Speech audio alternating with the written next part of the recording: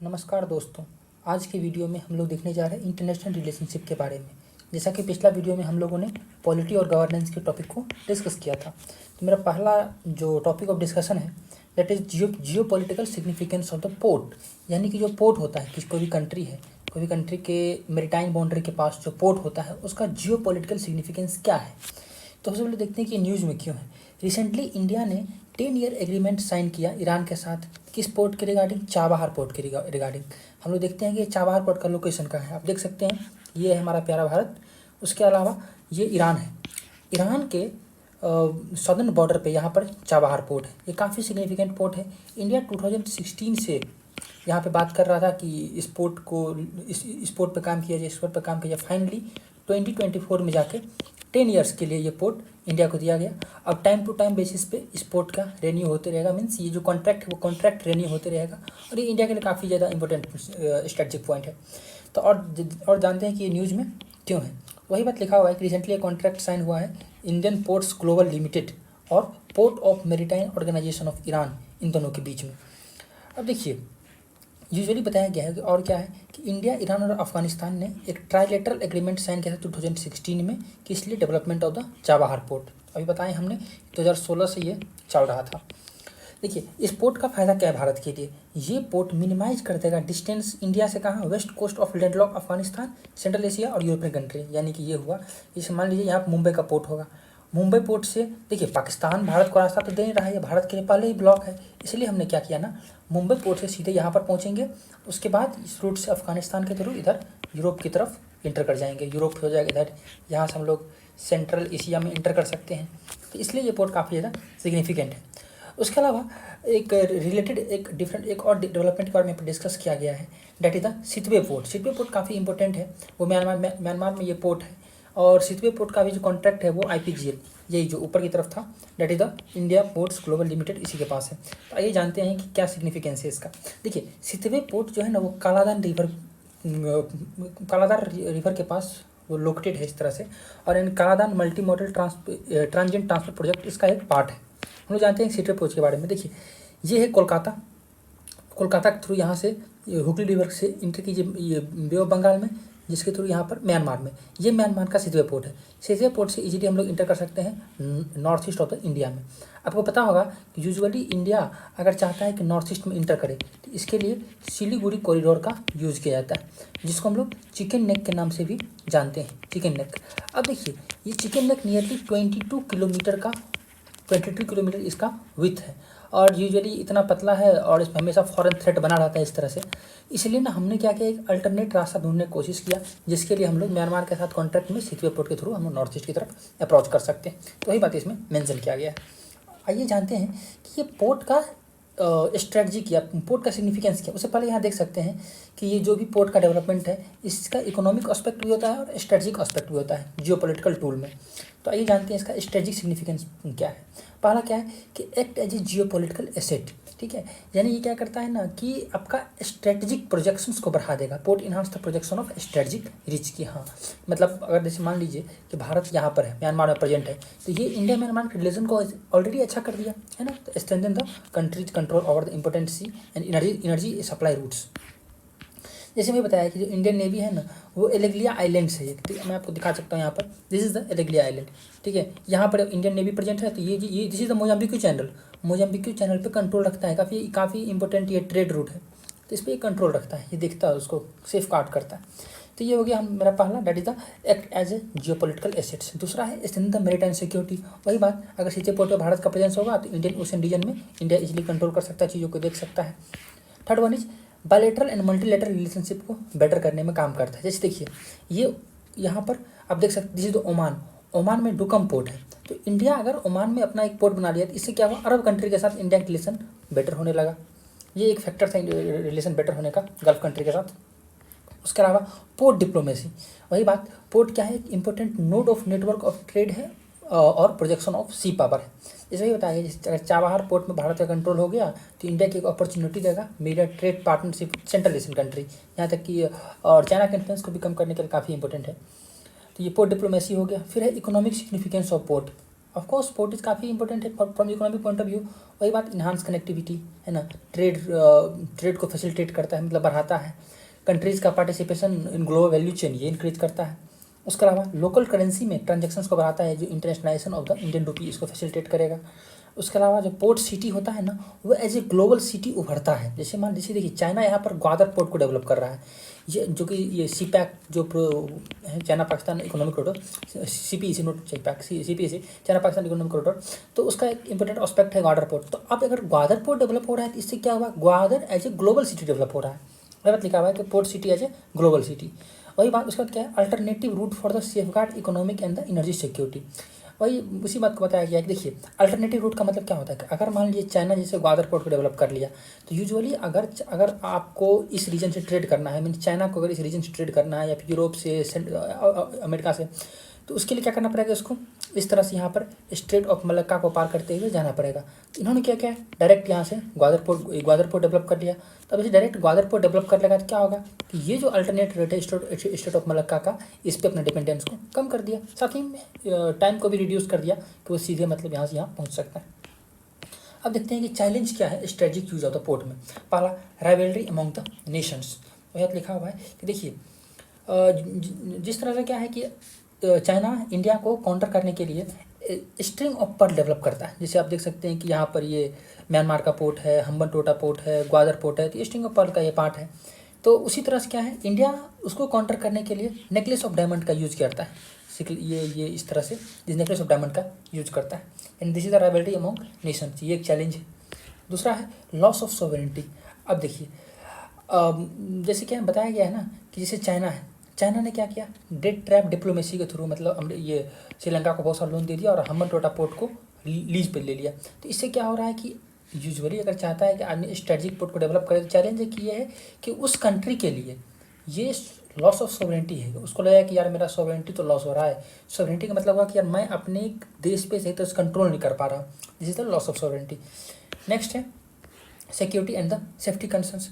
वही बात, यूजुअली जो पायरेसी के रिगार्डिंग कंटेंट होता है, मतलब ये आप जैसे चाइना कई बार क्या करते हैं, आप लगा देता है और इंडिया पर नज़र रखते रहता है, ये सिक्योरिटी एंड सेफ्टी कंसर्न्स। उसके अलावा हो सकता है कि चाइना यहाँ पर लगा दे और श्रीलंका पे नज़र रखें, ये सिक्योरिटी सेफ्टी कंसर्न्स है। आप एक सेकंड के लिए जूम कर सकते हैं कि अगर मान लीजिए इंडिया यहाँ पर लगा दिया, तो हो सकता है ईरान को लगे कि भाई मेरा ये सिक्योरिटी सेफ्टी तो नहीं खतरे में पड़ जाएगा। नेक्स्ट है हाइटेंड वल्नरेबिलिटी। वही बात देखिए, channel for of transportation specially choke point may be manipulated और disrupted during the period of heightened geopolitical tensions. देखिए वर्ल्ड में कई सारे चोक पॉइंट्स हैं, जैसे देखिए ये एक चोक पॉइंट है, ये एक चोक पॉइंट है। तो देखिए तो मतलब दिक्कत रहता है, एक डर रहता है कि जब कोई टेंशन आ जाएगा, मतलब जियोपॉलिटिकल टेंशन, जैसे ईरान अभी रिसेंटली धमकी दे रहा था कि हम इस जो पर्टिकुलर चोक पॉइंट है उसको ब्लॉक कर देंगे, तो ये सब समस्या है। नेक्स्ट है चैलेंज रिलेटेड टू इंडिया। देखिए इंडिया का सबसे बड़ा चैलेंज ये है कि जो इंडिया के चारों तरफ जो स्मॉल कंट्रीज है, ठीक है, जैसे श्रीलंका हुआ, बांग्लादेश हुआ, म्यांमार हुआ, वो क्या है, चाइना का जो डेट ट्रैप है उसमें फंसते जा रहा है। अल्टीमेटली बात क्या है ना कि ये जो स्मॉल कंट्रीज है, ये इंडिया चाइना के राइवलरी के बीच में फंसते जा रहा है। तो ये सब कुछ चैलेंजेस हो गया, like rivalry among nation, loss of sovereignty, security and safety concern, heightened vulnerability, challenges related to India. इसमें हम लोग देख सकते हैं यहाँ ये जियोपॉलिटिकल राइवलरी चाइना इंडिया, जिसमें जो स्मॉल नेबर कंट्री है वो ट्रैप होते जा रहा है। वे फॉरवर्ड क्या हो सकता है इसका, तो बहुत आसान है इसका वे फॉरवर्ड। कह रहा है कि एट ग्लोबल लेवल हम लोग क्या कर सकते हैं, एट ग्लोबल लेवल का बताया जाता है कि monitoring of risk which include irresponsible landing and misuse of the commercial arrangement of the host country. पर देखिए यूजुअली जैसे क्या करता है चाइना, क्या करता है, एक तो श्रीलंका को लोन दे दिया, अब यहाँ पर अपना पायरेसी वाला शिप लगा देता है और इंडिया पर नज़र रखते रहता है। तो इस सब को हमें टैकल करना पड़ेगा, है ना, कि जो भी रिस्क है लैंडिंग के रिगार्डिंग रिस्क या फिर कॉमर्स जो भी होस्ट कंट्री में होस्ट कंट्री का जो सपोर्ट लिया जाता है मिलिट्री फंक्शंस के लिए, इस सब को मॉनिटर करना पड़ेगा। Building security partnership at the global level, है ना। देन उसके बाद इंडिया स्पेसिफिक मेजर्स क्या क्या हो सकता है, उनको एक्सप्लोर करना है। मल्टीलेटरल पार्टनरशिप ये लाइक माइंडेड कंट्री, जैसे हम बताया क्या क्वाड कंट्री को पता होगा, इसमें चार देश आता है, इंडिया, USA, ऑस्ट्रेलिया और जापान। क्वाड कंट्री के साथ बातचीत करके हम ये इंश्योर कर सकते हैं कि इंडिया का मैरिटाइम सिक्योरिटी इंटरेस्ट बना रहे और चाइना का जो फुटप्रिंट है रीजन में उसको रेस्ट्रिक्ट किया जा सके।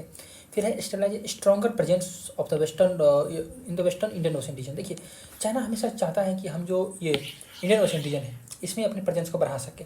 तो इंडिया के लिए ये बेटर होगा कि हम क्या करें ना कि जो western Indian, this is eastern Indian ocean region, western Indian ocean region में हमारा प्रेजेंस बढ़ाए, क्योंकि चाइना का प्रेजेंस रिलेटिवली इसमें कम है। ठीक है, तो ये हम लोग कर सकते हैं। फिर कंक्लूजन क्या है भाई, बताया गया कि आज पोर्ट्स नोट वाले को देखिए, पोर्ट क्या करता है, केवल कोई दो जियो पॉलिटिकल रीजन को कनेक्ट नहीं करता है, मतलब केवल ऐसा नहीं कि लैंड को सी से कनेक्ट कर रहा है, जबकि ये इकोनॉमिक गेट भी होता है, strategic projects, node of strategic projections होता है। ठीक है, इसलिए आज के टाइम में करंट जियो पॉलिटिकल ट्रांजिशन जो हो रहा है, ठीक है, वर्ल्ड एक नए एरिया की तरफ बढ़ रहा है, तो वहाँ पर काफ़ी इंपॉर्टेंट है पोर्ट के बारे में। तो next topic is that is disaster diplomacy. देखिए डिजास्टर डिप्लोमेसी का मतलब ये होता है कि आपको पता होगा कि इंडिया जब भी कभी वर्ल्ड में कोई डिजास्टर आता है, इंडिया का डिजास्टर मैनेजमेंट सिस्टम बहुत अच्छा है, वर्ल्ड में one of the best disaster management system है इंडिया का। तो इंडिया क्या करता है, तुरंत उस कंट्री की हेल्प करता है, चाहे हमारा वो प्यारा सा पड़ोसी देश नेपाल हो, ठीक है, या फिर तुर्की, जो तुर्की में जो अर्थक्वेक आया था आई थिंक 2023 में, शायद 2023 में आया था फरवरी के मंथ में। ठीक है, तो वहाँ पर इंडिया कितना अच्छा ऑपरेशन दोस्त के थ्रू हेल्प किया। तो this is the disaster diplomacy, मतलब डिजास्टर मैनेजमेंट में हेल्प करके अपने डिप्लोमेटिक टाई को स्ट्रेंथन करना। वही लिखा हुआ है, ये न्यूज़ में क्यों है रिसेंटली ना, मतलब एक है international conference for disaster resilient infrastructure, इसका 6th एडिशन हेल्ड किया गया दिल्ली में, जो कि इस बात पे एम्फेसाइज किया कि कैसे nations expanding to held the global crisis response, मतलब कई दुनिया में अगर कहीं भी कोई डिजास्टर मैनेजमेंट आता है तो उसमें कैसे मतलब हेल्प कर सकते हैं। देखिए एक बॉडी है that is the coalition for disaster in resilient infrastructures, ये बताया गया 2019 में इसको लॉन्च किया गया, ग्लोबल पार्टनरशिप लॉन्च 2019। देखिए इस पर इंपॉर्टेंट क्यों है, क्योंकि इंडियन प्राइम मिनिस्टर के द्वारा इसको लॉन्च किया गया था UN climate action summit New York में 2019 में। ऑब्जेक्टिव क्या है भाई, हमें प्रमोट करना है resilience infrastructure system to climate and disaster risk. ठीक है, ताकि एक सस्टेनेबल डेवलपमेंट को इंश्योर कर सके, डिजास्टर को वो मैनेज कर सके। 31 कंट्री इसका मेंबर है, 6 इंटरनेशनल ऑर्गेनाइजेशन इसका मेंबर है और 2 प्राइवेट सेक्टर ऑर्गेनाइजेशन भी इसका मेंबर है, इंडिया भी इसका एक मेंबर है। अदर इन्फॉर्मेशन के बारे में बात किया गया है, वही बात देखिए ये वर्क का, देखिए एक है Sendai framework for disaster risk reduction, अब डिजास्टर मैनेजमेंट में पढ़िएगा ये सब, Sendai framework for disaster risk reduction. ठीक है, और एक है पेरिस क्लाइमेट एग्रीमेंट, बहुत वेरी फेमस है, जो पेरिस COP हुआ था पेरिस में, उससे ये आया था Paris climate agreement, I think 2015 में आया था ये। और एक है Sendai framework for disaster risk reduction, इस दोनों के साथ मिलकर काम करना है। ठीक है, इसका रिपोर्ट बाई एनियल होता है, मतलब 2 साल में, दो साल में एक बार आता है। ठीक है, जिसमें ग्लोबल इंफ्रास्ट्रक्चर रेजिलियंस और कैप्चरिंग द रेजिलिएंट डिविडेंड, ये इसका टाइटल है, नॉट नेसेसरी। अब देखिए डिजास्टर डिप्लोमेसी के बारे में और बात किया गया है। डिजास्टर डिप्लोमेसी क्या है उसको हम लोग यहाँ देखेंगे, बट उससे पहले डिजास्टर डिप्लोमेसी क्या है। देखिए डिजास्टर डिप्लोमेसी एक न्यू एकेडमिक फील्ड है जो कि डील करता है कि इंटरनेशनल रिलेशनशिप में डिजास्टर का क्या इम्पैक्ट होगा। ठीक है, यानी डिजास्टर रिलीफ का क्या इम्पैक्ट है, to more precise. Disaster diplomacy है क्या, कोई एक country effort to provide a support to the other country affected by the natural और मैनमेड डिजास्टर। वही बात, अगर किसी में कोई नेचुरल डिजास्टर हुआ, मैनमेड डिजास्टर हुआ, तो दूसरा कंट्री उसको कैसे सपोर्ट करता है, जिसे डिजास्टर डिप्लोमेसी। यूजुअली बताया गया है ना कि ओस्लो गाइडलाइंस एक है, जो कि ओस्लो आई थिंक नॉर्वे का कैपिटल है ओस्लो, तो Oslo guidelines usually humanitarian assistance के रिगार्डिंग बात करता है। तो सिग्निफिकेंस क्या है इंडिया का डिजास्टर डिप्लोमेसी में, पहला है सॉफ्ट पावर का प्रोजेक्शन होना, है ना, कि आप क्राइसिस के टाइम में गुडविल दिखा रहे हैं, जिससे क्या होता है ना, नेशंस के बीच का टाई स्ट्रेंथन होता है। दूसरा है इंक्रीज जियोपॉलिटिकल रीच, है ना। देखिए जापान में फुकुशिमा डिजास्टर हुआ था आई थिंक 2011 में, तो जापान जो फार ईस्ट में, वहाँ से लेकर तुर्की जो मिडिल ईस्ट में है, हम हर जगह क्या करते हैं, हर जगह हेल्प पहुँचाने की कोशिश करते हैं, तो इससे जियोपॉलिटिकल रीच क्या होता है, बढ़ता है। तो third one is that is the breakthrough in the bilateral try, जैसे मतलब बताया गया ऑपरेशन मैत्री, नेपाल अर्थक्वेक 2015 में आया था, बहुत ही सीवियर अर्थक्वेक था, जिसमें क्या हुआ, ऑपरेशन मैत्री चलाया गया था, तो बहुत सारे मतलब नेपाल को इंडिया बहुत सारा ह्यूमैनिटेरियन असिस्टेंस भेजा था। अलॉन्ग विद दैट ऑपरेशन दोस्त आई थिंक 2023 में चलाया गया था तुर्की के लिए, तो ये सब इंडिया इस तरह से हेल्प करते रहता है। नेक्स्ट है strategic importance of humanitarian assistant and disaster relief, और strategic importance of humanitarian assistant and disaster relief, ये काफ़ी एक इम्पोर्टेंट एस्पेक्ट है इंडिया के फॉरेन पॉलिसी का, है ना, जो कि चाइना के जियोपॉलिटिकल इन्फ्लुएंस को काउंटर करने के लिए हम लोग यूज़ करते हैं। कुछ नहीं है, सिंपल ह्यूमैनिटेरियन असिस्टेंस करना किसी भी कंट्री का ड्यूरिंग डिजास्टर। अब देखिए यहाँ पर कुछ देखिए, एक नया टर्म के बारे में यूज़ किया गया है कि रीअप्रोचमेंट to an increase in the friendship between the two country group people, especially after a period of the unfriendliness। रीअप्रॉचमेंट का मतलब यही होता है, अगर कोई दो देश है, वो उतना बढ़िया मतलब उसके बीच में अच्छा रिलेशन नहीं है, ठीक है, बट उसके बाद रीअप्रोच करना और रिलेशन को अच्छा बनाने की कोशिश करना। जैसे इंडिया टर्की के साथ थोड़ा सा करने की कोशिश किया था। नेक्स्ट है factor contributing to the India's global crisis response. ठीक है, कि कौन कौन सा फैक्टर है जो कंट्रीब्यूट करता है इंडिया का ग्लोबल क्राइसिस रिस्पॉन्स में। पहला है इंडिया का जो एस्पिरेशन है to become a strong regional power. ठीक है, इंडिया चाहता है कि जो साउथ एशिया है कंट्री है, यहाँ तक कि ग्लोबल साउथ में India as a strong power उभरे, तो उसमें ये काफ़ी इंपॉर्टेंट कंट्रीब्यूट कर सकता है। दूसरा, इंडिया चाहता है कि वो यूएन सिक्योरिटी काउंसिल, जिसका आपको पता होगा कि 5 परमानेंट मेंबर होते हैं, इंडिया चाहता है कि इसको एक्सपेंड किया जाए और कंट्री को इसमें ऐड किया जाए। तो इंडिया यूएन सिक्योरिटी काउंसिल का परमानेंट मेंबर बनना चाहता है, तो वो एक फैक्टर जो कंट्रीब्यूट करता है। उसी बात के यहाँ पर लिखा हुआ है नीचे, आप देख सकते हैं कि ये ग्लोबल साउथ है और जो इंडिया का नेबरहुड फर्स्ट पॉलिसी है, जिसमें इंडिया बोलता है कि मेरे लिए जो मेरा नेबर है वो सबसे ज़्यादा इंपॉर्टेंट है, like Nepal, Bangladesh, Sri Lanka, Maldives etcetera. Next है लेवरेजिंग डोमेस्टिक डिजास्टर। देखिए, आपको पता होगा कि इंडिया क्या है, इंडिया एक काफ़ी वनडेबल कंट्री है from the disaster point of view. आपको पता होगा कि अगर रफली इस तरह से इंडिया मैप को ड्रॉ किया जाए, ठीक है, तो यहाँ पर ये हिमालयन बेल्ट अर्थक्वेक के लिए काफ़ी प्रोन है। सिमिलरली ये जो कोस्ट लाइन है ये साइक्लोन के लिए काफ़ी प्रोन है, फ्लड के लिए काफ़ी प्रोन है, ड्रॉट के लिए काफ़ी प्रोन है। तो इंडिया है ना, वो डिजास्टर मैनेजमेंट कैपेसिटी इंडिया का बहुत अच्छा है, जिसको लेके इंडिया ऑलरेडी स्ट्रॉन्ग है इन डिजास्टर मैनेजमेंट सेक्टर। फिर है India robust economic growth. India को पता होगा 5th लार्जेस्ट इकोनॉमी है वर्ल्ड का, and aspiring to be the 3rd largest economy, जो कि बोलते हैं हमारे प्राइम मिनिस्टर की 2028 तक हो जाएगा। तो इंडिया का रोबस्ट इकोनॉमिक ग्रोथ है, वो भी एक इंपॉर्टेंट रोल प्ले करता है। नेक्स्ट है India approach towards disaster relief. Disaster relief की तरफ इंडिया क्या अप्रोच है? The first one is that is the first responder to the natural disaster. First responder to natural disaster, जैसे बताया कि अगर कहीं पर डिजास्टर आता है तो इंडिया सबसे पहले उसकी मदद के लिए आगे आएगा। जैसे ऑपरेशन दोस्त में इंडिया बहुत जल्दी आगे मदद किया था। सिमिलरली ऑपरेशन करुणा, जो कि म्यांमार में साइक्लोन हिट किया था, उसके लिए इंडिया हेल्प किया था। नेक्स्ट है कैपेसिटी बिल्डिंग। कैपेसिटी बिल्डिंग मतलब होता है कि किस तरह से आप डिजास्टर को प्रिवेंट कर सकते हैं। जैसे में अर्ली वार्निंग सिस्टम का डेवलपमेंट हो गया, जो कि नेपाल, मालदीव, श्रीलंका, बांग्लादेश, मॉरिशस, ताकि लॉस को प्रिवेंट कर सके। नेक्स्ट है helping people in the conflict zone. जैसे में बताया गया है कि मिशन सागर के अंतर्गत इंडिया ह्यूमैनिटेरियन असिस्टेंस भेजा था, जैसे में फूड आइटम्स हो गया, मेडिसिन हुआ, आयुर्वेदिक मेडिसिन हुआ, और कुछ मेडिकल असिस्टेंस को डिप्लॉय करना मॉरिशस और द कोमोरोस में। तो ये कॉन्फ्लिक्ट जोन में हेल्प करना हुआ। नेक्स्ट है post conflict relief and rehabilitation. Conflict के बाद जो समस्या आता है उसमें रिलीफ रिहेबिलिटेशन प्रोवाइड करना, जैसे में नेपाल, श्रीलंका, अफगानिस्तान, इस सब में वायलेंट कॉन्फ्लिक्ट के बाद यूजुअली इंडिया हेल्प करता है। यूएन पीस कीपिंग मिशन में इंडिया के बहुत सारे ऑलरेडी मेंबर्स रहते हैं। फिर मैनेजिंग द हेल्थ डिजास्टर, जैसे में कोविड-19 जब आया था, कोरोना आया था, तो फिर ना इंडिया वैक्सीन मैत्री प्रोग्राम के अंतर्गत बहुत सारे वैक्सीन को सप्लाई किया था over more than 100 Nations. Next one is की चैलेंजेस क्या है जो कि इंडिया का डिजास्टर डिप्लोमेसी फेस करता है। पहला बात, लैक ऑफ टेक्नोलॉजिकल कैपेसिटी। देखिए, इतनी स्ट्रॉन्ग होने के बावजूद भी इंडिया में कुछ ना कुछ टेक्नोलॉजी का कमी है रिगार्डिंग द डिजास्टर मैनेजमेंट। जिसमें बताया गया है कि 2011 में जो फुकुशिमा डिजास्टर आया था जापान में, जहाँ पर ना एनडीआरएफ, जो इंडिया का नेशनल डिजास्टर रिस्पॉन्स फोर्स है, वो उतना कैपेबल नहीं था कि वो इफेक्टिवली वहाँ पर काम कर सके। लिमिटेड इम्पैक्ट, जैसे देखिए बताया लिमिटेड इम्पैक्ट का एक मतलब ये हुआ कि देखिए, जैसे नेपाल का हमने हमेशा मदद किया है ना, नेपाल को हेल्प किया, लेकिन क्या हुआ कि वो हेल्प अधिक दिन तक बेनिफिशियल नहीं रह पाया, है ना, लॉन्ग लास्टिंग इम्पैक्ट नहीं दिखा पाया। आपको पता होगा कि 2 एरिया है इस तरह से, लिपू लेक है और काला पानी है। अब देखिए, हमने 2015 में हेल्प किया, और 2021 में क्या होने लगा, 2021 में ये जो टेरिटोरियल डिस्प्यूट इंडिया के साथ नेपाल का शुरू हो गया, तो ये लिमिटेड इम्पैक्ट है इसका।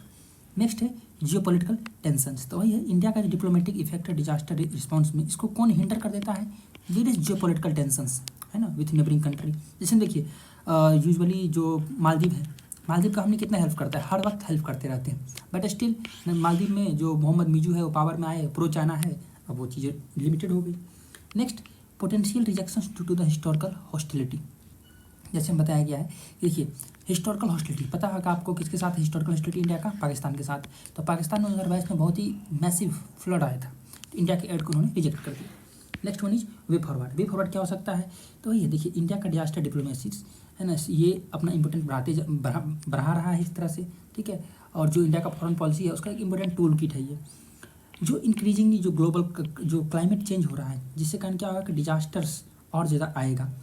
और जितना डिजास्टर आएगा इंडिया, जो कि एक one of the most efficient country है रिगार्डिंग डिजास्टर मैनेजमेंट, इंडिया का वैल्यू उतना ज़्यादा बढ़ते जाएगा। तो हमें क्या करने की जरूरत है? पहला, need for the capacity building, है ना, हमें इन्वेस्ट करना है डिजास्टर मैनेजमेंट में।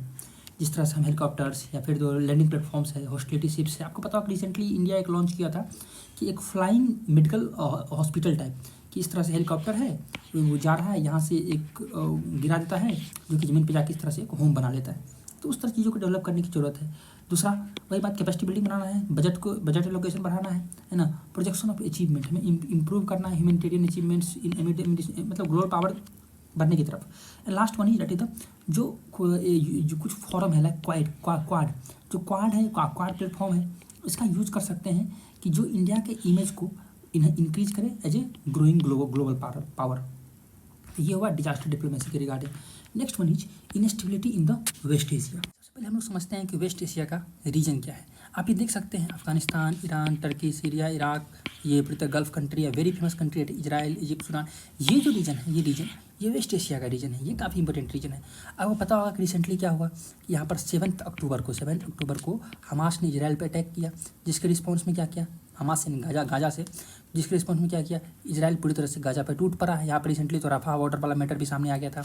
उसके अलावा इजराइल और क्या किया, सीरिया पे जाकर बम्बार्ड कर दिया। सीरिया में एक्चुअली ईरान के जो कॉन्सुलेट है वहाँ पर जाकर बम्बार्डिंग कर दिया, जिसके रिस्पॉन्स में क्या किया, ईरान वो इजराइल पे अटैक कर दिया। भले उस अटैक को इजराइल पूरी तरह से डिस्ट्रॉय कर दिया, बट अटैक किया। और साथ में तो ये एक ग्लोबल टेंशन है जो ये वेस्ट एशिया रीजन में, मिडिल ईस्ट रीजन में बना हुआ है। रिसेंटली आप ये भी सुने होइएगा कि जो ईरान का प्रेसिडेंट था उसका डेथ हो गया। कुछ लोग इजराइल पे भी सस्पेक्ट करते हैं, बट अभी तक ये कुछ प्रूव नहीं हुआ है। तो इस तरह से क्या है कि एक ना टेंशन बना हुआ है वेस्ट एशिया रीजन में, वही Israel strike on the Iranian consulate in Syria. ठीक है, अब देखिए और क्या क्या मेजर कॉन्फ्लिक्ट है वेस्ट एशिया में। देखिए कुछ टेररिज्म फैक्शंस है लाइक हिजबुल्ला। ठीक है, आपको पता है कुछ लोग बोलते हैं कि लेबनान में हिजबुल्ला रहता है जिसको ईरान सपोर्ट करता है। उसके अलावा सीरिया में ISIS का मैटर। उसके अलावा सिविल वार चल रहा है सूडान में, है ना। यमन में जो हूथी रिबेल्स है उसका कॉन्फ्लिक्ट है। इजिप्ट में ऐसे जो सिनाई पेनिनसुला है, this is the Sinai peninsula. ठीक है, सिनाई पेनिनसुला का कॉन्फ्लिक्ट नहीं, जो कुछ इंसर्जेंट ग्रुप है सिनाई पेनिनसुला में जो कि इजिप्ट से सेपरेशन का डिमांड करते रहते हैं। तो इस तरह का मैटर जो वेस्ट एशिया में ऑलरेडी काफ़ी प्रीडोमिनेंट है। अब देखिए वही और न्यूज़ के बारे में बताया गया है, ईरान ने अटैक किया इजराइल पे, बट जो इजराइल का मल्टी लेयर डिफेंस सिस्टम है, आयरन डोम हो गया, एरो हो गया, डेविड स्लिंग हो गया। एरो काफ़ी फेमस है, मीन्स काफ़ी स्ट्रॉन्ग डिफेंस सिस्टम है। तो ये सब क्या क्या पूरी तरह से उसको डिस्ट्रॉय कर दिया। और वही बताया गया है कि जो इस अटैक में बताया गया कि जो एटमॉस्फेरिक मिसाइल्स का यूज़ किया गया था टू इंटरसेप्ट द अटैक, उस अटैक को प्रिवेंट करने के लिए ईरान के द्वारा, जो कि डिफेंस सिस्टम का पार्ट होता है। उसके अलावा हूथी रिबेल्स जो कि usually Red Sea, this is the Red Sea, okay, this is the Arabian Sea, this is the Red Sea, this is the Mediterranean Sea. तो बताया गया कि रेड सी में यहाँ पे यमन में हूथी रिबेल्स है जो, और ये एक चोक पॉइंट है, तो यहाँ पर ये अटैक करते रहते हैं इस तरह से। अब यहाँ बताया गया कि ये जो एटमॉस्फेरिक मिसाइल्स क्या होता है। सिंपल आपको ये जानना है कि यूजुअली क्या है ना कि इसको एंटी बैलिस्टिक मिसाइल भी बोलते हैं। ठीक है, देखिए बैलिस्टिक मिसाइल सबका ना एक पर्टिकुलर ट्रेजेक्टरी होता है। पहले वो उसका इनिशियल फेज होगा, फिर मिड फेज होगा, फिर टर्मिनल फेज होगा। तो इस तरह से बैलिस्टिक मिसाइल्स काम करता है। तो जब इसका मिड फेज में होता है तो वहाँ पर जाकर मतलब जो एंटी बैलिस्टिक मिसाइल होते हैं बैलिस्टिक मिसाइल को टर्मिनेट कर देते हैं। इस तरह से ईरान उसका यूज़ किया। अब यहाँ बताया कि ये एक्सो एटमॉस्फेरिक मिसाइल जो ये इजराइल यूज़ किया ईरान की मिसाइल को इंटरसेप्ट करने के लिए, 2 टाइप हो सकता है, kinetic kill vehicles, but not necessary. इतना बस पता रखिए कि एक्सो एटमॉस्फेरिक मिसाइल का यूज़ किया गया था। अब देखिए ये जो इनस्टेबिलिटी है वेस्ट एशिया में, इसका क्या इम्पैक्ट पड़ेगा, इंडिया पे क्या इम्पैक्ट पड़ेगा एंड ग्लोबल लेवल पे क्या इम्पैक्ट पड़ेगा। सबसे पहला है कि इंडिया पे क्या इम्पैक्ट पड़ेगा। देखिए इंडिया एक ये देखिए अब है क्या ना कि इंडिया का अच्छा रिलेशन है ईरान के साथ भी है, इंडिया का अच्छा रिलेशन जो कि बहुत अच्छा रिलेशन इजराइल के साथ भी है। तो 2 अपोजिट पावर के बीच में आपको बैलेंस मेंटेन करना है। ठीक है, और देखिए इधर क्या है, रशिया के साथ इंडिया का अच्छा रिलेशन है, बट चाइना के साथ पुअर है। रशिया चाइना पास पास आ रहा है, तो एक ना एक्सेस बनने का डर रहता है कि ईरान, रशिया और चाइना। ठीक है, तो वही है कि इंडिया एक डिप्लोमेटिक और स्ट्रेटजिक बैलेंसिंग में भी टेस्टेड है ना। इंडिया का डिप्लोमेटिक बैलेंस, स्ट्रेटजिक बैलेंस, ये सब यहाँ पर टेस्ट किया जाना है। फिर मैरीटाइम सिक्योरिटी जो चैलेंज है इस रीजन में, वही जो ड्रोन स्ट्राइक होते रहते हैं हूथी रिबेल्स के द्वारा, तो ये एक बड़ा मैटर है। एज इट इज़ जो वो समुद्री लुटेरे होते हैं, सोमालिया के पायरेट्स होते हैं।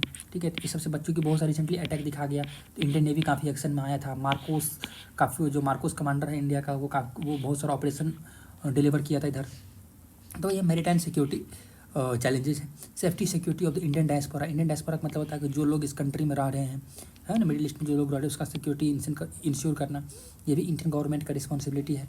एनर्जी सिक्योरिटी, आपको पता होगा कि नियरली 85% के आसपास जो ऑयल है वो इसी रूट के थ्रू डिलीवर होता है। तो इससे क्या होगा, अगर मान लीजिए यहाँ पर आ गया, ईरान बोल रहा था वो इस चोक पॉइंट को ब्लॉक कर देगा, जिससे क्या होगा इंटरनेशनल मार्केट में क्रूड ऑयल का प्राइस हाइक कर जाएगा। तो वो सब इंश्योर करना है ना। उसके अलावा देखिए, आपको पता होगा कि एक आईमेक जो इंडिया में G20 का समिट हुआ था, G20 के समिट में एक बात इंश्योर किया गया था कि India middle east economic corridor बनेगा।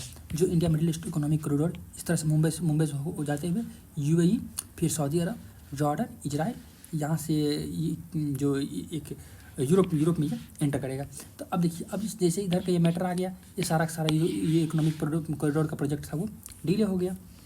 तो वही लिखा हुआ है। उसके अलावा जो इंडियन इकोनॉमी है उस पर एक नेगेटिव इम्पैक्ट पड़ता है। तो ये क्या होगा, जो सप्लाई जो भी ट्रेड रूट है ग्लोबल मैरीटाइम ट्रेड रूट, उसमें प्रॉब्लम आएगा, फ्यूल प्राइस बढ़ेगा, तो इससे समस्या ज़्यादा होगी, है ना। जो इंडिया का देखिए, अगर मान लीजिए कहीं भी क्या होता है ना कि अगर फ्यूल का प्राइस बढ़ता है, क्रूड ऑयल का प्राइस बढ़ता है, तो इन्फ्लेशन रेट बढ़ जाता है। इंडिया का फार्मा एक्सपोर्ट, उसमें प्रॉब्लम आ सकता है। जो शिपिंग कॉस्ट है, अब देखिए अगर मान लीजिए कि ये रूट प्रॉपर रहे तो यहाँ सीधे ऐसे जा सकते हैं मेडिटेरेनियन में वाया द सुएज कैनाल।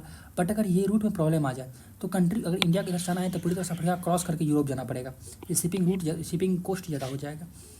तो ये हो गया कुछ इंडिया पे कुछ इसका इम्पैक्ट। देन है ग्लोबल लेवल पे क्या इम्पैक्ट पड़ेगा। पहला बताया कि डिप्लोमेटिक माइलस्टोन कॉम्प्रोमाइज़ हो सकता है, जिसमें अब्राहम एकॉर्ड है।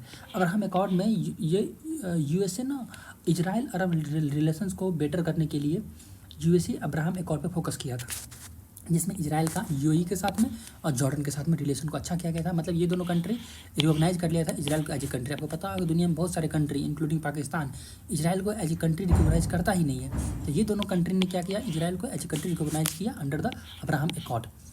ठीक है, उसका इजराइल सऊदी रिलेशनशिप को भी बेटर किया जा रहा था। तो ये कुछ डिप्लोमेटिक माइलस्टोन है जो कॉम्प्रोमाइज हो जाएगा। अब देखिए, अब इजराइल ने हमला कर दिया गाजा पे तो इस्लामिक वर्ल्ड से नाराज़ हो गया, तो ये अब्राहम एकॉर्ड थोड़ा सा वीक पड़ गया।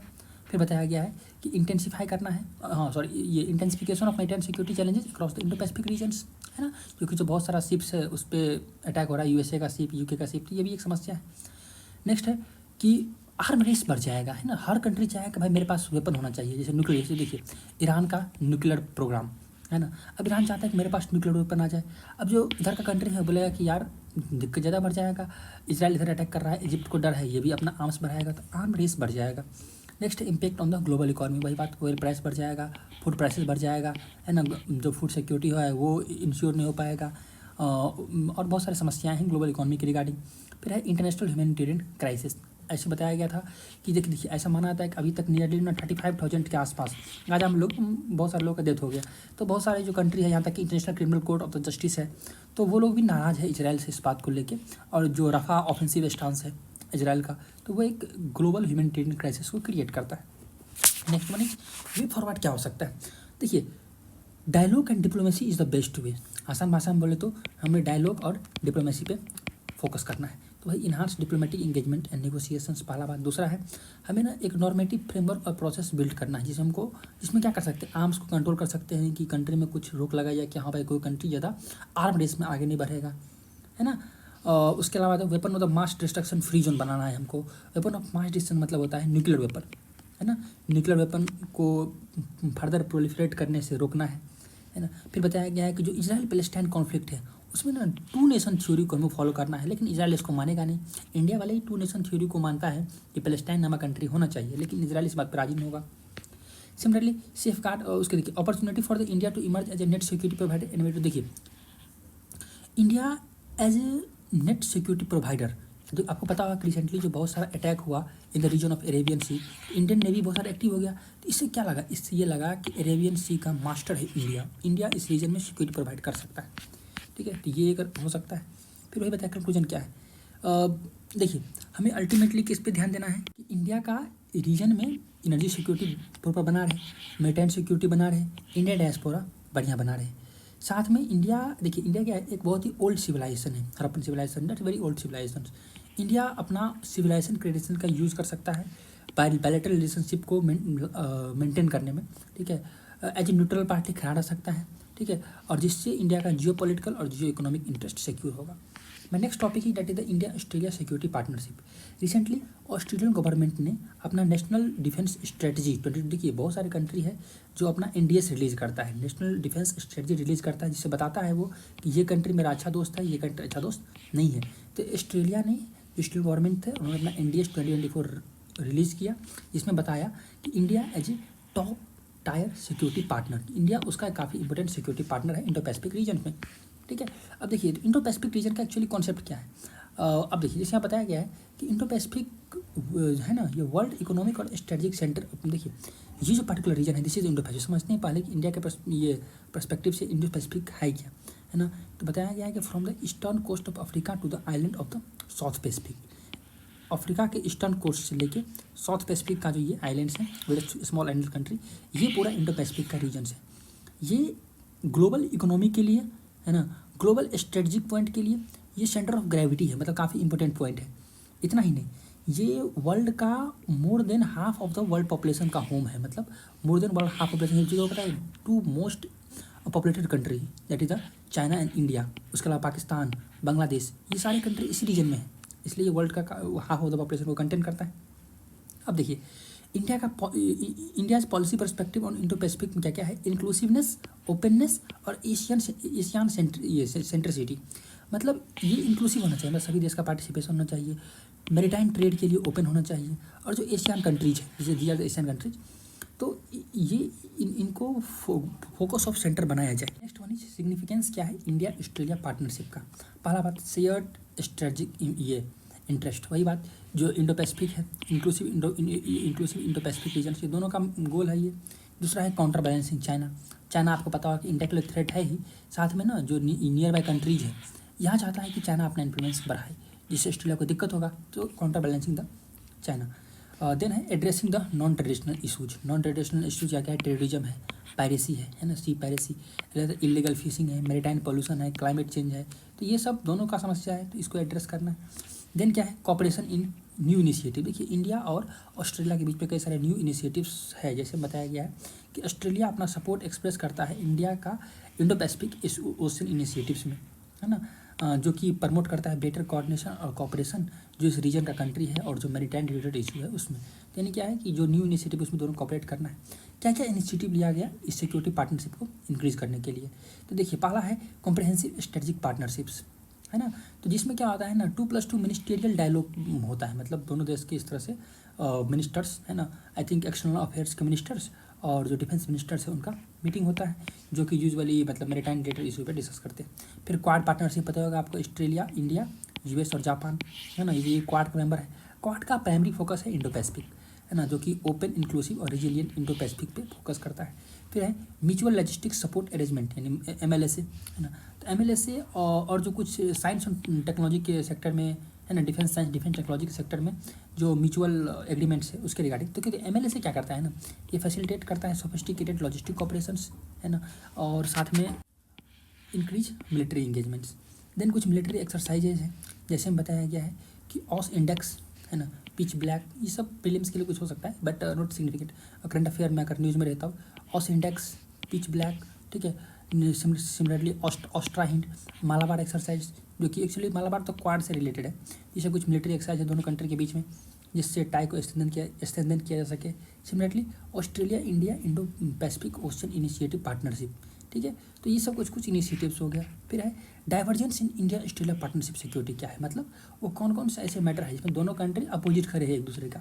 पहला है जियो पॉलिटिकल डाइवर्जेंस। देखिए ऑस्ट्रेलिया का अलायंस है US के साथ में, ठीक है, जबकि इंडिया क्या चाहता है, इंडिया अपना स्ट्रेटेजिक ऑटोनॉमी चाहता है। इससे क्या हुआ कि दोनों का ना जो इंटरेस्ट है वो थोड़ा सा उल्टा लगता रहता है, यार इंडिया चाहता है कि हम पूरी तरह से इंडिपेंडेंट रहे, जबकि ऑस्ट्रेलिया US पर थोड़ा सा डिपेंड करता है, तो ये एक समस्या है। फिर है dynamics of the Indo Pacific construct. देखिए क्या डायनेमिक्स है, डायनेमिक्स ये है कि इंडिया ट्रेडिशनली अपने आप को इंडियन ओशियन पावर के तौर पे देखता है, जबकि ऑस्ट्रेलिया मोर पैसिफिक पे फोकस करता है, पैसिफिक ओशियन पे, ठीक है, तो इंडिया इंडियन ओशियन पे, इसलिए पैसिफिक ओशियन पे, तो ये थोड़ा सा इंडो पैसिफिक कॉन्स्ट्रक्ट में हल्का सा डायनेमिज्म है, ठीक है। देन उसके बताया गया है कि अच्छा कुछ असिमेट्रिक प्रायोरिटीज है, मतलब दोनों का अलग अलग प्रायोरिटीज, जैसे बताया गया ऑस्ट्रेलिया ना चाइना को एज ए पॉलिटिकल, सोसाइटी और इकोनॉमिक तीनों तरह से डेंजर देखता है, जबकि इंडिया चाइना को एज ए मिलिट्री थ्रेट देखता है, तो ये कुछ असिमेट्रीज है। फिर बताया गया है क्या क्या हम लोग मेजर ले सकते हैं स्ट्रेंथन करने के लिए इंडिया ऑस्ट्रेलिया सिक्योरिटी रिलेशनशिप को। The first one is that is the mutual expansion in the Indo Pacifics, है ना, कि इंडो पैसिफिक में दोनों आदमी मिलकर काम करें। दूसरा है कि ये टेक्नोलॉजिकल कॉपरेशन को हमको ज़्यादा बढ़ाना है।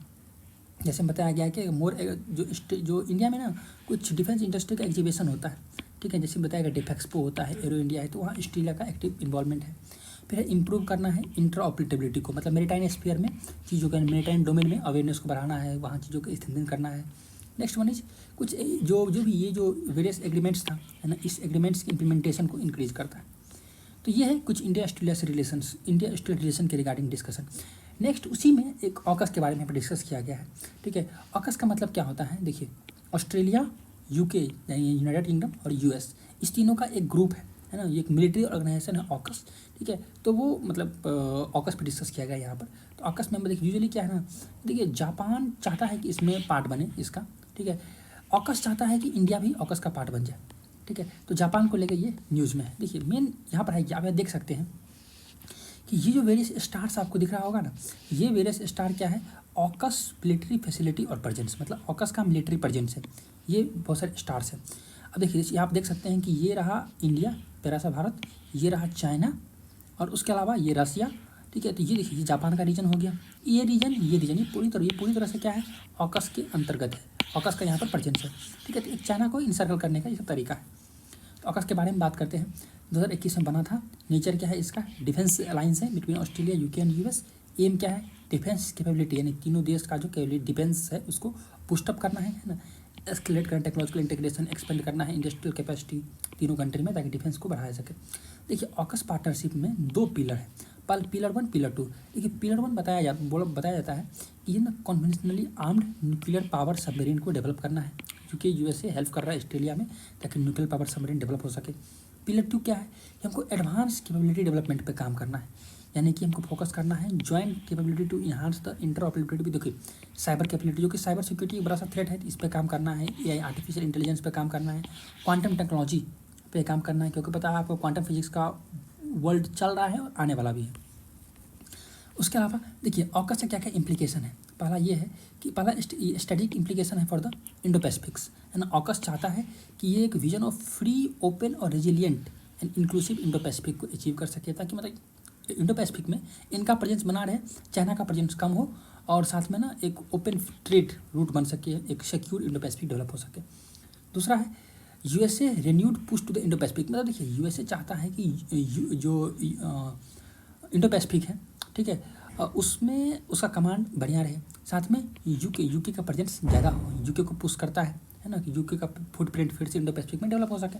कंसर्न क्या क्या है ऑकस के रिगार्डिंग, पहला है ऑकस में क्लैरिटी का कमी है ना, जैसे नैरेटिव और एसटीके, मतलब क्लैरिटी का कमी होने का मतलब ये हुआ ना कि पर्पस क्लियर नहीं हो उतना ज़्यादा। नेक्स्ट है चाइना अपोज ऑकस, है ना, चाइना हमेशा ऑकस को बोलता है कि ये एक मिलिट्री अलायंस है, लाइक नाटो, ग्लोबल थ्रेट है ये, तो ये दूसरा दिक्कत हो गया। तीसरा ये है कि देखिए अगर पहले देखिए ऐसा हुआ था कि ऑस्ट्रेलिया है ना, ऑस्ट्रेलिया का पहले डिफेंस एग्रीमेंट था फ्रांस के साथ में, कि ऑस्ट्रेलिया कुछ न्यूक्लियर पावर सबमरीन में कुछ सबमरीन बाय करने वाला था फ्रांस से, बट ऑकस बीच में आ गया।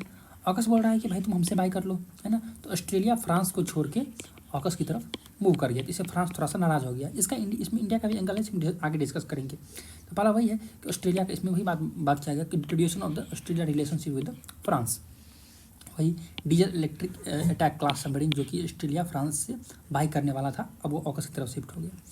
ऑकस क्वाड से डिफरेंट है, ऐसे देखिए ऑकस का प्रायोरिटी क्या है, डिफेंस पार्टनरशिप पे, अनलाइक क्वाड का क्या प्रायोरिटी है, वो strategic cooperation in the Indo Pacific reason. हमारे प्राइम मिनिस्टर मोदी जी कई बार बोल चुके हैं कि quad is not a military group, ये एक स्ट्रेटजिक कॉपरेशन है, इकोनॉमी फोकस करता है, सिक्योरिटी फोकस करता है इंडो पैसिफिक रीजन्स, है ना। तो वही बताया कि क्वाड के बारे में बात किया गया है, ओपन, प्रॉस्पेरस और इंक्लूसिव इंडो पैसिफिक, ये टारगेट होना चाहिए क्वाड पे। हम लोग कई बार डिस्कस कर चुके हैं आज क्वाड के बारे में। नेक्स्ट है इंडिया और ऑकस के बीच में क्या सिग्निफिकेंस है, क्या इंपॉर्टेंस है। देखिए पहला बात कह रहा है कि importance for AUKUS for India, complement the Quad को कॉम्प्लीमेंट कर सकता है। दूसरा strategic collaboration with the France. अब देखिए यहाँ हमने क्या बताया है कि जैसे ही ऑस्ट्रेलिया फ्रांस से दूर गया, इंडिया क्या हुआ, इंडिया और फ्रांस के बीच में ये सबमरीन का डील होने वाला है, अब मे बी फ्यूचर में हो जाए, तो ये इंडिया का एक रिलेशन को बेटर कर रहा है फ्रांस के साथ में। कंसर्न क्या है इंडिया का, पहला बात erosion of the India's regional influence. अगर देखिए अगर इंडिया ऑकस का पार्ट हो जाता है, ठीक है, तो इंडिया को देखो, इंडिया क्या करना पड़ेगा कि ईस्टर्न इंडियन ओशियन में इसका इन्फ्लुएंस में भी कम हो सकता है, ठीक है, क्योंकि यहाँ पर क्या होगा, यहाँ पर ऑकस कंट्री का न्यूक्लियर सबमरीन काफ़ी ज़्यादा आ सकता है, तो ये एक दिक्कत है। फिर देखिए ऑकस ना बैलेंस ऑफ पावर को शिफ्ट कर सकता है इंडो पैसिफिक रीजन, जिससे क्या होगा कि क्वाड का जो वैल्यू है ना वो कम हो जाएगा। ऑलरेडी जो यूएस प्रेसिडेंट है जो बाइडेन ऑलरेडी क्वाड की वैल्यू कम कर रहा है, ठीक है, तो ये एक दिक्कत है। तो ये रहा हमारा ऑकस के रिगार्डिंग, इंडिया ऑस्ट्रेलिया रिलेशनशिप के रिगार्डिंग। तो नेक्स्ट वन अब कुछ स्मॉल टॉपिक्स है, that is the in short news, BIMSTEC charter के बारे में बात किया गया है। देखिए समझते हैं कि बिमस्टेक चार्टर है क्या। बिमस्टेक चार्टर क्या है, एक अच्छा बिमस्टेक समझते हैं, बिमस्टेक क्या है, bay of Bengal initiative for the multilateral technical and economic cooperations, ठीक है। देखिए बिमस्टेक में ये कंट्री बिमस्टेक के मेंबर है, देखिए बे ऑफ बंगाल हम लोग जानते हैं, है ना। बे ऑफ बंगाल का जो सराउंडिंग कंट्री है like Bangladesh, Bhutan, India, Myanmar, Nepal, Sri Lanka और थाईलैंड, ठीक है। तो जो बे ऑफ बंगाल की सराउंडिंग कंट्री है उसका एक ग्रुप है जिसका नाम है बिमस्टेक्स, ठीक है। बिमस्टेक का एक चार्टर होता है जो कि एक फाउंडेशनल डॉक्यूमेंट है, नाम है फाउंडेशनल डॉक्यूमेंट, जो कि क्या आउटलाइन करता है, बिमस्टेक का गोल क्या है, प्रिंसिपल क्या है, स्ट्रक्चर कैसा होगा, ये बात करता है बिमस्टेक। ये बिमस्टेक चार्टर है, उसमें मार्च 2022 में इसको साइन किया गया था, 5th बिमस्टेक समिट हुआ था उसमें। देखिए बिमस्टेक चार्टर का प्रोविजन ये बोलता है कि देखिए ये एक्शन में तब आएगा जब कोई भी कंट्री है ना उसको इंडोर्स कर लेगा, इंडोर्स मतलब उसको एक्सेप्ट कर लेगा, उस पर साइन कर देगा, रेटिफाई कर देगा, ठीक है। तो सारे कंट्री साइन कर दिए थे एक्सेप्ट नेपाल, नेपाल अभी तक उस पर साइन नहीं किया था, नेपाल एक्सेप्ट नहीं किया था, तो नेपाल ने रिसेंटली इसको एक्सेप्ट कर लिया, इसलिए ये न्यूज़ में है, ठीक है। तो बिमस्टेक बताया गया है 1997 में बना था, जिसका मकसद ये था कि रीजनल कॉपरेशन को इंक्रीज कर सके in the issue of economic prosperity, social progress. Next one is that is the ASEAN future forum. देखिए बताया गया कि जो एक्सटर्नल अफेयर मिनिस्टर है इंडिया का, उन्होंने वर्चुअली पार्टिसिपेट किया फर्स्ट एशियान फ्यूचर फोरम में, ठीक है, जो कि वियतनाम का राजधानी है हेनोई, वहाँ हेल्ड किया गया था।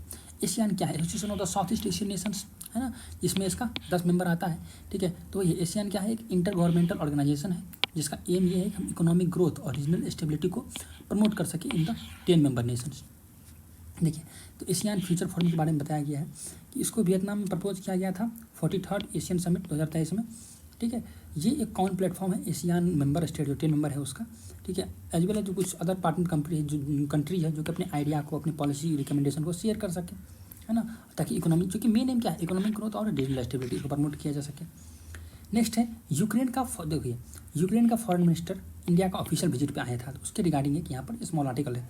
देखिए यूक्रेन क्या एक्सपेक्ट करता है इंडिया से कि जो पीस समिट होने वाला है, I think 17 of the June के, जब यूपीएससी का प्रीलिम्स का जो पेपर है उसी बीच में है, 17 ऑफ द जून को है, कि यूक्रेन एक्सपेक्ट करता है कि इंडिया पार्टिसिपेट करे, जो पीस समिट ऑर्गेनाइज किया जा रहा है स्विट्जरलैंड में, ठीक है, उसमें इंडिया पार्टिसिपेट करे, जहाँ पर यूक्रेन प्रेसिडेंट यानी जेलेंस्की का 10 पॉइंट पीस फार्मूला है।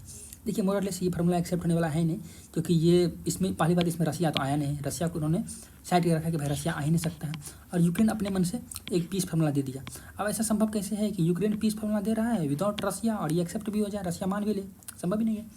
तो 10 पॉइंट पीस फार्मूला है जो कि पीस लाने के लिए, वार को समाप्त करने के लिए यूक्रेन की तरफ से प्रपोज किया गया है। नेक्स्ट देखिए तो इंडिया यूक्रेन रिलेशनशिप के बारे में यहाँ पर डिस्कस किया गया है। तो पहला क्या है, पॉलिटिकल रिलेशनशिप। इंडिया, देखिए आपको पता होगा कि पहले था यूएसएसआर 15 कंट्री में डिवाइड हो गया था।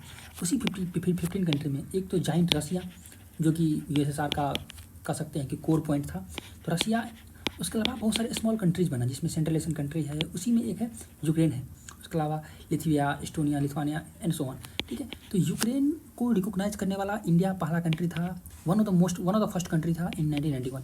ये पॉलिटिकल हो गया। दूसरा बताया कि ट्रेड और इकोनॉमिक कॉपरेशन में कह रहा है कि इंडिया ना यूक्रेन का मेजर एक्सपोर्ट पार्टनर है, ठीक है, स्पेशली 2020 तक, क्योंकि उसके बाद 2022 में अटैक हो गया, 2020 तक वो इंडिया का काफ़ी मेजर ट्रेड पार्टनर था।